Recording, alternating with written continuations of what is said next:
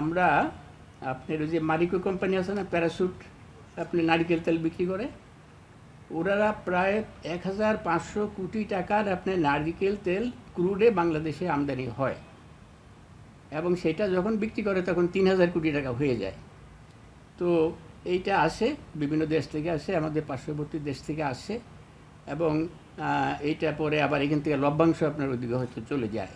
তো এই যে নারিকেল চাষ, যে বাংলাদেশে কোনো এক সময় নারিকেল চাষে স্বয়ংসম্পূর্ণ ছিল, আমাদের এই যে কোস্টাল বেল্টে যে আপনার নারিকেল গাছ ধ্বংস হয়ে গেল, এইটা নিয়ে কিন্তু কোনো কাজ হচ্ছে না। এখন আমি যদি গাছ লাগাতে চাই, তাহলে তো আমি বলবো যে আমি আমাদের কোস্টাল বেল্টে আমাকে 50,000 প্রত্যেক বছর 50,000 নারিকেলের গাছ লাগাই দিতে হবে।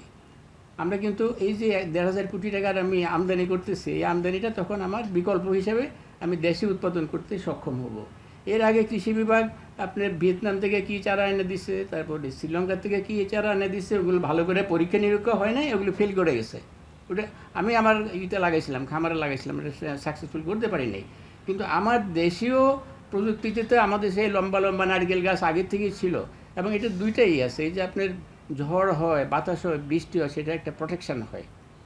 এবং আপনার মনে আছে কিনা 60 সালের নাকি ওই যে বড়ো বড়ো হলো, যখন বন্যা আসলো, তখন কিন্তু এই নারকেল গাছ ধরে আপনার বহু লোক বেঁচে গেছে এইটা।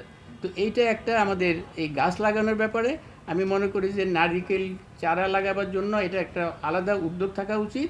এবং সেই সাথে সুপারিও কিন্তু আমরা বহু লক্ষ টাকার আমরা সুপারি আমদানি করি এখন, অথচ সুপারিতেও কিন্তু আমরা স্বয়ংসম্পূর্ণ হতে পারি।